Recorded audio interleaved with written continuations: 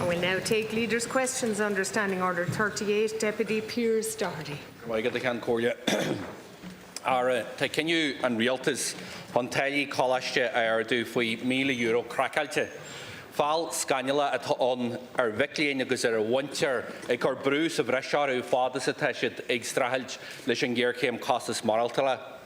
Minister, for months now we've listened to Fianna Fáil and Fine Gael tell us how you've got students back. Well, you have a very funny way of showing it. Firstly, you decide to hit students and their families with big rent increases. And now Fianna Fáil Minister for Higher Education, James Lawless, announces that the government is going to hike up student fees by €1,000 this September, a double whammy.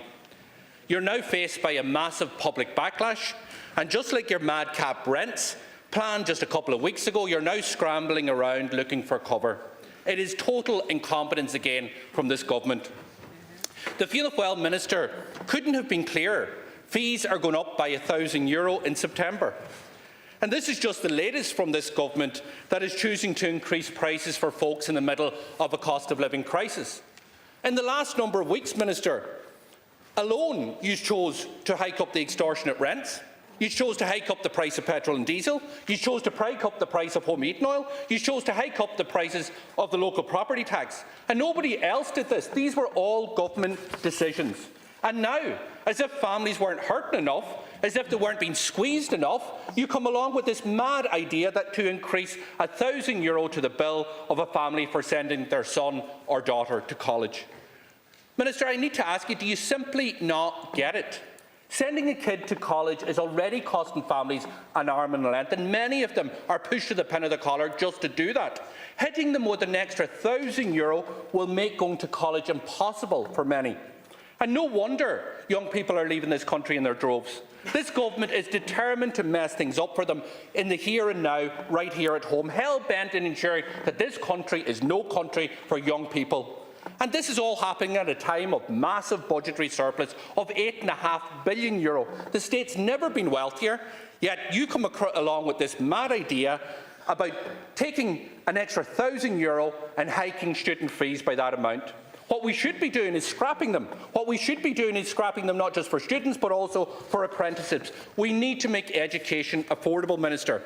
And that's what a government on the side of young people would do. Show them that they matter. Give them the hope that they can build a good future here in their own country. They've called this right. The Students' Union of Ireland have called this absolutely right. They were spot on when they described your plan to jack up third-level fees by €1,000 as a calculated betrayal of students. And the public need clarity. Right across the state, parents are worried, students are worried about this here. Just last night we were contacted, as an example, by a father who's working every hour that God sends him to put his 3 children through college. He contacted one of the government TDs. He asked them a very simple question. In September, would he have to pay €3,000 per child for student fees for their child going to college, or €2,000? The government TD couldn't answer. No clarity whatsoever, no answer from it. And he doesn't have an extra €3,000. This is a family beside themselves with worry, with concern, and there are so many thousands other in the same situation. So, Minister, students and their families have had enough.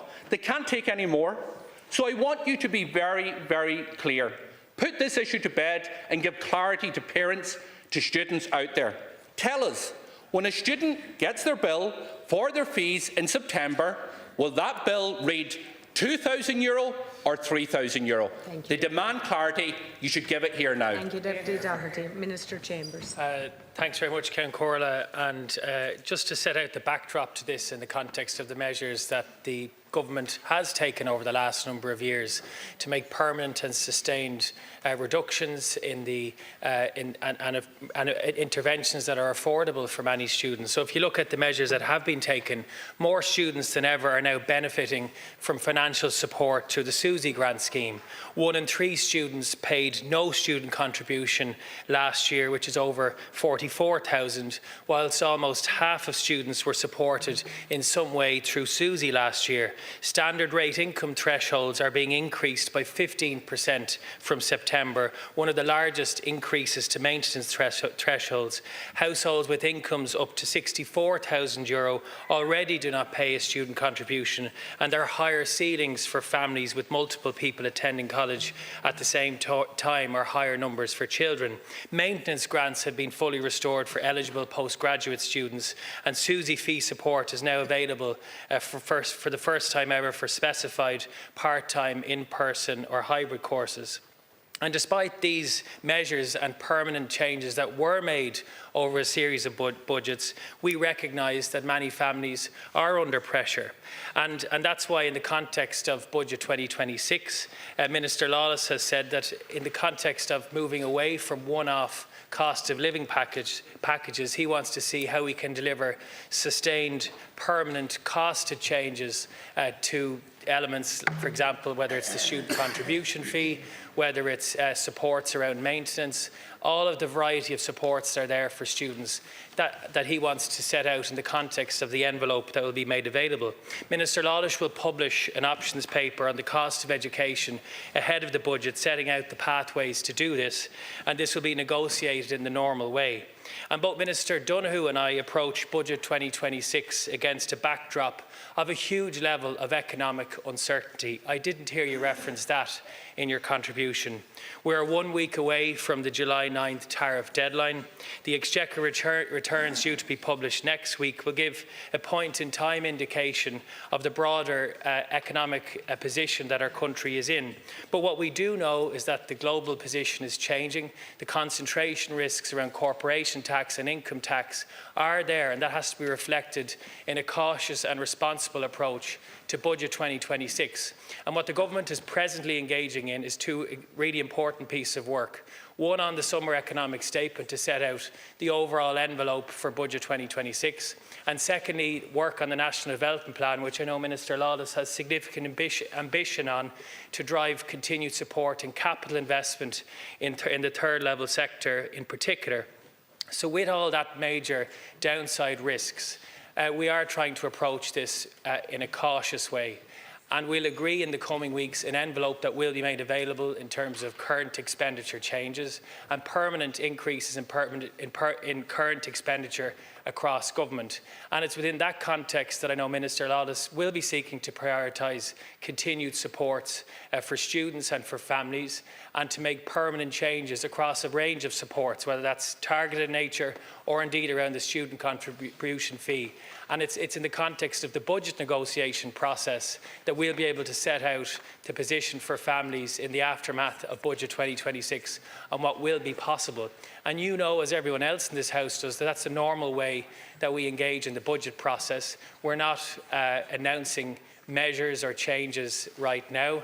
We're engaging in the summer economic statement process and indeed agreeing a new national development plan to set out the broader economic context for 2026. Thank you. Deputy Doherty.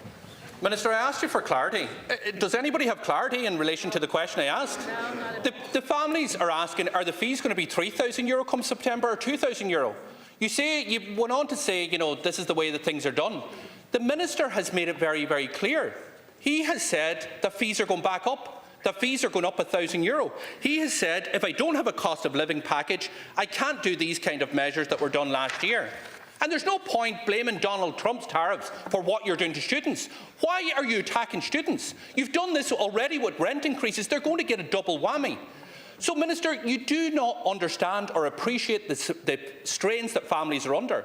I gave you an example, but there's countless others, and they're bound to be in your own constituency. Parents with 2 and 3 children that are in college, that's €2,000 or €3,000 more that they have not budgeted in. And so can you give clarity now that the government's position is, when the fees letter land in September, that they will be increased by €1,000, that those fees will be charged at €3,000 per student? And what is needed, Minister, and this is the reason this is happening, is because you have turned your face against the cost of living package, because you think the cost of living crisis is over. We need a cost of living package, and fees need to be reduced, not increased. Thank you, Deputy. Minister Chambers. Well, I said you can't just dismiss the economic position that our country is in. We have to approach Budget 2026 with caution, and we know if you strip away the windfall nature of many of our tax receipts, there's a potential risk around a deficit position within our economy, which we cannot ignore, and you should not ignore as a finance spokesperson for the main opposition party.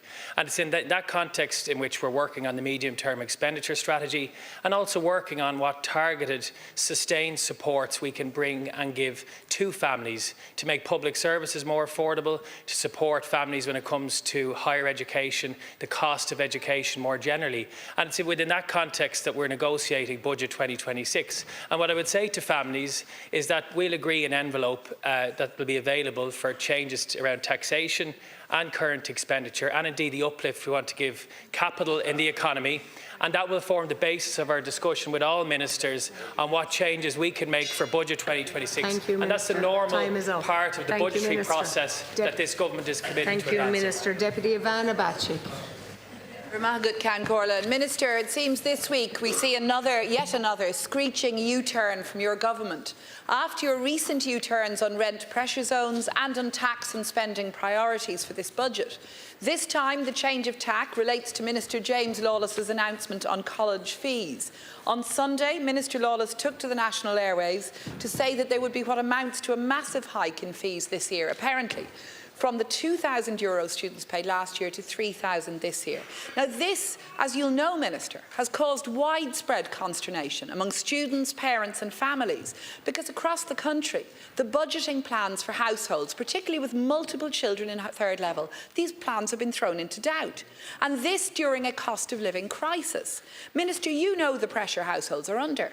Grocery prices have risen by more than 5% since this time last year. Average monthly rents are now at €2,000. And it's not just families and students who are concerned about the impact of this U-turn, because it appears that your junior partner in the coalition of chaos, Fine Gael, are also in consternation about this announcement. The Taoiseach even suggested this morning, in what sounded like a desperate scramble to row back on Minister Lawless's plans, he announced that third-level fees would go up and then might come down again, all within one college year. No certainty about this. So it seems Fine Gael backbenchers have gone even further to distance themselves from Minister Lawless. We heard it on yesterday's Live Line. A Fine Gael TD trying to do the impossible, simultaneously appearing to both defend and criticise Minister Lawless and sounding shocked about the announcement, which is ridiculous, because Fine Gael are in government and they've no right to be shocked. Minister Lawless mooted this in the spring. Minister, you might remember that on 1st of April, an article by Pat Leahy appeared in the Irish Times saying that Minister Lawless had signalled that the €1,000 could be cut this year, meaning an effective increase in fees for many students. Now, perhaps Fine Gael believed this was an April Fool's joke, given the date, but this is no laughing matter. And Minister, again on Live Line yesterday, we heard the genuine distress and concern among so many families. Mere weeks before the autumn term begins, students now wondering will they be able to afford to progress to third-level education at all? And this is appalling for people. At 6 o'clock next Tuesday, Labour have called a protest outside the gates of Leinster House, led by our higher education spokesperson, Senator Laura Harman. And alongside students, unions and other political parties, we'll be calling on you to halt this sharp hike in student fees. Now, you may have U-turned again by then, and I genuinely hope you will have, but I take the opportunity to invite your colleagues in Fine Gael to come to the protest. And indeed, you're welcome too, Minister, but your time might be better spent with Minister Lawless trying to figure out a way to get out of this latest mess of Fianna Fáil's making. You have a surplus of almost €1.8 billion in the National Training Fund. That can only be spent for education purposes. So would you consider using that money to keep fees low? And will you commit that students will not have to pay this extortionately high increase? Minister Chambers. So, as you know, Deputy, in last year's budget we set out a number of measures which were taken on a one-off and temporary nature. And the reduction that was made on a one-year basis was reflected in that cost of living package. The second area is that we said, as an incoming government, and that the decisions we would make in the context of Budget 2026 would be decisions that we would make on a permanent and sustained basis. And it's on that basis that every government minister will be engaging with both myself and Minister Donoghue around the envelope that's agreed by government in July and what their priorities are in the context of each government department. And Minister Lawless has also said that in the context of the work he's already undertaking around a pathway on the cost of education, that publication will be made available prior to the budget, and he's engaged with many student representatives, recognising the costs that many students face across our economy.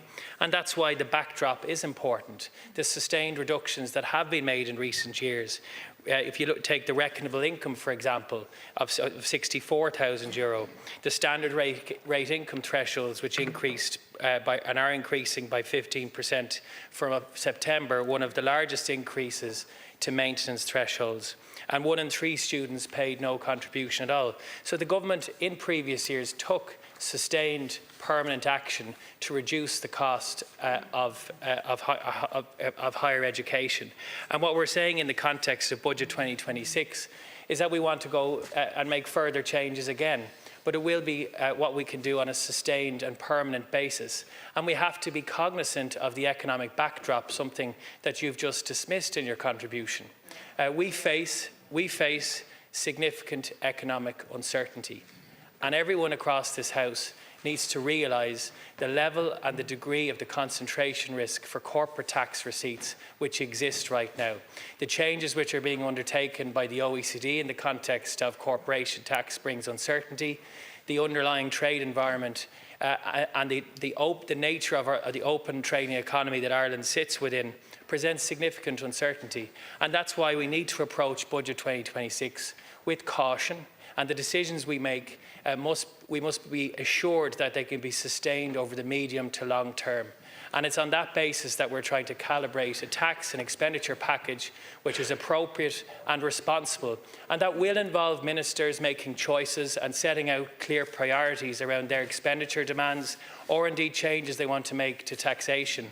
But I believe protecting and ensuring that we protect the resilience of the Irish economy is really central. If you looked at the last number of years, we've had significant growth in public expenditure in responding to the series of crises that the Irish economy faced. But we now know many of the downside risks that exist could well crystallise in the short term, and that's why we need to be careful around overall expenditure management. Bacik.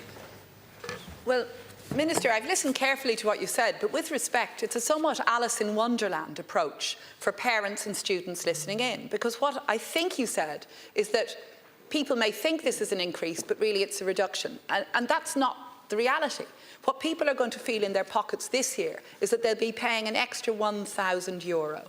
That's the reality for people, no matter how it's sugar-coated or no matter how it's explained away. You said that last year's reduction was just for 1 year, but the programme for government committed to continue to reduce and makes an explicit statement at the start of each academic year. We're approaching the start of the 2025 to 26 academic year, and parents and students have no certainty, and indeed are now led to believe there will be an extra €1,000 to be paid. So however you explain it away, Minister, people are feeling it. They're feeling the shock of this. They're genuinely worried, and it has genuinely thrown budgeting plans into disarray for many households. And that's why we're seeking clarity, and that's why we're joining with students and others next week to protest and to seek a further U-turn from you and your government on this hugely important issue. What I've been very clear about is that this issue will be part of the broader discussion as part of Budget 2026. And that's how annualised budgeting works in this economy and indeed in many other economies across the world. And that's what we're seeking to do. We'll set out an envelope in the coming weeks, and each minister will have to prioritise within that in terms of their overall expenditure demands. And of course, absolutely cognizant of the need to, over the lifetime of the government, ease the financial burden on students and families. A part of that is around the student contribution fee, but there's also other changes that can be made in terms of income thresholds for SUSI and other grants grants, which have targeted and direct support for students as well. So it's examining the broader issue of costs for third-level students, and indeed for other students, or indeed at primary and secondary level, in terms of the overall cost of education. The last number of years has seen sustained supports on a permanent basis across many areas of our education system. And that's what I know many of my colleagues will be seeking to prioritise as part of Budget 2026. We now move to the Social But that process Democrats. is important in terms of what's possible for next year. Now we move to the Social Democrats. Deputy Cian O'Callaghan. Minister, during the election campaign, you and indeed your coalition partners, Fine Gael, promised to phase out student fees. That's what they promised in their manifesto. In the programme for government, you promised to reduce student fees. You are now breaking those promises that you have made, and you're now saying that the reason you're doing this is because of economic uncertainty. Now, I do take economic uncertainty and risks very, very seriously. We warned you, the Social Democrats, during the election that it was completely irresponsible to promise a whole range of spending increases and tax cuts at the same time. We said you wouldn't be able to deliver on them.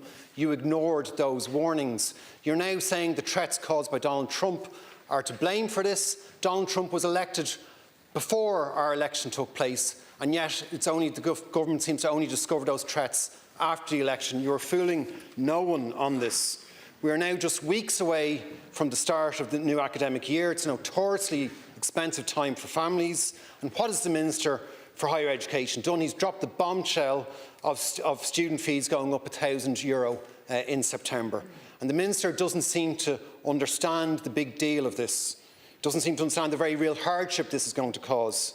He's tried to brush aside the concerns of students and their families, telling them that all of us in any walk of life have to play the hands we are dealt. Now, anyone listening to Liveline will have heard the distress and the anger from a succession of callers, all of whom are at the end of their tether, already struggling to pay skyrocketing costs for accommodation, groceries and transport, and now with another bill of €1,000 with no idea where it's going to come from. Minister, this announcement didn't take place in a vacuum. We know the costs are soaring all across the country. Grocery prices are increasing at 3 times the rate of inflation. The SB is talking about slapping an additional €80 on energy bills, which are already record high. Paying for basics like keeping the lights on and food on the table is already putting people under huge pressure. People don't have a spare €1,000, Minister. Every penny they have is being spent on trying to keep their heads above water. Family and students are already struggling and cannot deal with any additional costs. Minister, the government gave a firm commitment in the programme for government. You promised to continue to reduce student fees. You didn't say you were going to jack up student fees by €1,000. You said you were going to continue the reduction. Anyone reading that would have reasonably thought that student fees were going to be reduced down from €2,000, where they'd been set for the last 3 years. So this is further evidence that the government simply cannot be trusted and that promises made in the programme for government cannot be relied on. Minister, students and their families do not need a war between Fianna Fáil and Fine Gael on the airwaves in this. They need you to keep the promises that you made in the programme for government. So, Minister, will you keep the promises made in this? And where do you think students and their families would find an additional €1,000? Thanks very much, Deputy O'Callaghan. And just to set out, as I've said, it's important that we're clear around the budgetary context for Budget 2026. Many of my government colleagues have many priorities within their department, within their respective departments and policy areas, which they'll commence negotiation on at the end of July and through August. Minister Lawless has been clear that affordability for students is an important priority for him as part of his negotiation for Budget 2026. And that's what the context is. We'll engage in the overall envelope as part of what will be available for Budget 2026. And it's in that context we'll be able to see what's possible in terms of supports around the student contribution fees, or indeed changes to income thresholds, maintenance grants, and indeed the breadth of other supports which are important to support students across our third level sector. And the distinction between what's happened in the previous 3 years and the process we're now entering into is that the decisions we'll make as part of Budget 2026 are about making permanent and sustained changes for households and workers across our economy. We've been clear as a government that the cost of living packages which were introduced in previous years are not part of the Budget 2026 process. So it's on that basis that different ministers will set out their priorities, and obviously bringing affordability to public services, whether it's in education or childcare or health services, is an important component of many aspects of the programme for government, including the student contribution fee. And Minister Lawless has engaged extensively with third-level representative bodies and with representatives directly, and that's why he's developing the cost of education paper, which will inform his negotiation as part of Budget 2026. And what I've been clear about as well is that the overall budgetary context is different this year than in previous years. We have significant downside risks facing the Irish economy right now. And indeed, endless expenditure asks from anyone in this House needs to be carefully managed so that we can sustain whatever decisions we make into the medium to long term. We have a lot of competing demands within government, significantly ramping up investment in infrastructure and housing being one. Secondly, supporting the ambition that's there in terms of the enterprise economy, but also around social protection and lots of other areas of expenditure. So what we're doing as part of Budget 2026 is engaging in a negotiation that will form in the aftermath of the summer economic statement, and affordability for students will form part of that overall discussion. And Minister Lawless will obviously engage in that with everyone across government around what's possible within the overall envelope.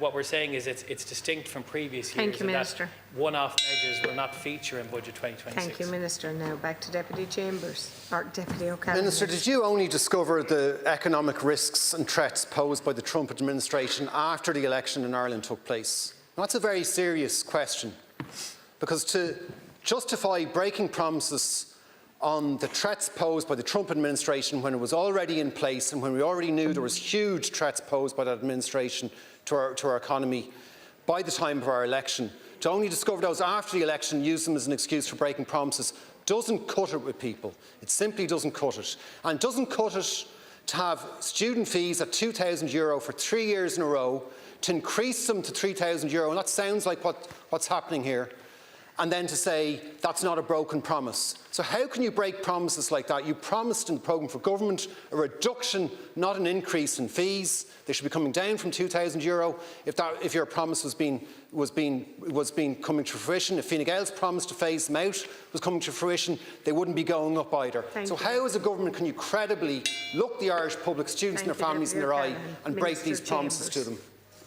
What I'm saying very clearly is that we're engaging in a budget process in the coming weeks, and affordability for students will be a key component of that, around trying to continue the permanent changes that we've made in recent years. And that's the context in which every government minister will engage as part of Budget 2026, and we need to respect that, and then the measures will be outlined on Budget Day in October.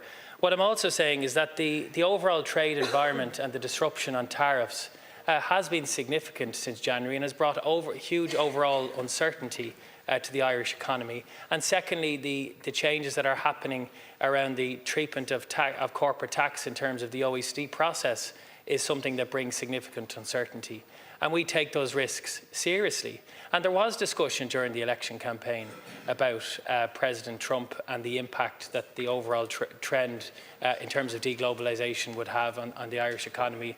And obviously, if there's changes around the economic context, that the Irish government must respond, or indeed anyone in the political sphere must respond to that context. But we want to prioritise the continued affordability of public services for citizens right across the state, and continue on the progress that we've made in Budget 2026. The Independent Technical Group, Deputy O'Flynn.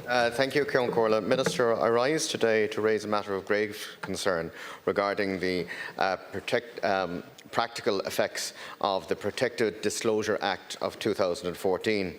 While the Act was conceived with the noble intention upon the shadow of the experience of the Maurice McCabe cases and his testimony, the reality for many whistleblowers across this nation is that the promised protection remains legally legally at odds with the lived reality of what is there. In recent findings of the Commission's investigation into the Grace case, it underscores this to the point, despite protective disclosures having been made, the system failed with harrowing consequences. The individuals who spoke out were not met with support, but with institutional silence and the support and personal hardship. Minister, one of the most glaring problems with this Act in 2014 is the deficiency of the current framework and the absence of the legal aid for those who make protective disclosures and subsequently find themselves before either a Workplace Relations Commission or a Labour Court or indeed one of the regular courts, Circuit, High Court, Supreme. These individuals are often pitted against large organisations such as HSE and others with ample legal reassurances, well-resourced legal teams, and they're left to shoulder the financial and emotional costs along with that. Moreover, Minister, too many of these cases have been bullied and blurred and pushed into the non-disclosure agreement that functions as a de facto gagging clause. Not only does this rob the public of the truth, it ensures that the systemic reform that needs to take place does not take place, and is a chilling message to those who want to be whistleblowers but are afraid to come forward because of the financial implications and risk. So, Minister, I ask you plainly, while the government, will the government commit to reviewing the Protected Disclosure Act with a view of introducing statutory legal aid for those individuals who disclose and are deemed appropriate and protected under the Act of 2014? Thank you. Minister Chambers. Thanks very much, Deputy, and I take with great seriousness the issues you've identified around the experience of individuals relating to the current protected disclosures regime. As you know, we've different pieces of legislation from 2014 right up to 2022 reflecting the updated reforms that were introduced, some of which was introduced in the aftermath of some of the cases that you've referenced, and indeed reflecting best practice as well. And I know under the current regime there is a review built in from the 2022 Act. I think it's due in around 2027. But I take serious, and we've obviously the Protected Disclosures Commissioner as well, who independently has a statutory function in the context of protected disclosures.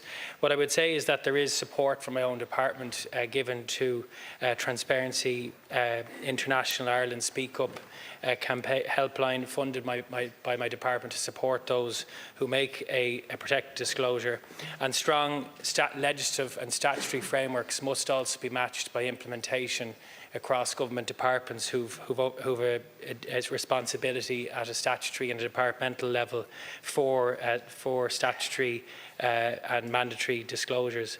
What I would say is, in terms of protected disclosures and your request for a review, I'm happy to engage with you or indeed get feedback from the experience of the individuals concerned. We need to have a protected disclosure environment which works in the interests of whistleblowers who should be protected and supported in whatever issue they want to raise. And I'm happy to reflect on what you've said today in that context, taking into account the fact that there is a statutory review period built into the existing legislative frameworks. But I will ask my officials to reflect on what you've stated and indeed what has emanated from what has been expressed by others involved in particular cases. Thank you, Minister, and thank you for your reply, Minister. But your reply, a bit like previous replies, it doesn't really say much. Minister, 2027, how many people are going to come forward as whistleblowers, sign these non-disclosures, sign the agreement, and how many problems are going to be hidden and put underneath the carpet yet again? Like, the reality here, Minister, if we didn't have the likes of Vicky Phelan, who decided not to go out and sign a non-disclosure, we may not have ever known of the scandals and the amount of debts available. How many people have hidden, and how many things have been hidden either in TUSLA, HSE, in the banking? And I'd say to you, Minister, if there was whistleblowers wanted to come forward from the banking sector prior to the collapse in 2007, when we all now know in this House that there was people asleep at the wheel at the head of the financial regulation. And they couldn't come forward because they signed non-disclosure agreements. So banking scandals were hidden. And there's so many other scandals hidden in this country, Minister, that we're not even able to get to because of this, because of the fact that they don't have legal support. We have to get this sorted, or else we're going to be involved in a nation of cover-ups after cover-up after cover-up, learning nothing from all the cover-ups. Thank you. So my own department works with the Protector Disclosures National Advisory Group, a forum of disclosure managers from departments, public bodies and prescribed persons to share best practice and identify any challenges that are emerging from the existing legislative framework. And I'll ask them to review what you're stating, or indeed feedback from others in the context of what you're stating around the existing legislative position. There were important reforms made in 2014 and in 2022, all in the interest of supporting those who make a protected disclosure to departments, and indeed I want to ensure that the framework that we have is in line with best practice, both in a domestic and a European level. And I can assure you that's my genuine intention. We should, and legislative framework must protect whistleblowers and indeed those who make a protected disclosure. And I will ask the advisory group, which consists of a number of members across different departments, to review what you've said and indeed if there's any reforms. Thank you, Minister. Thank you. Now, deputies, that's the end of leaders' questions when we move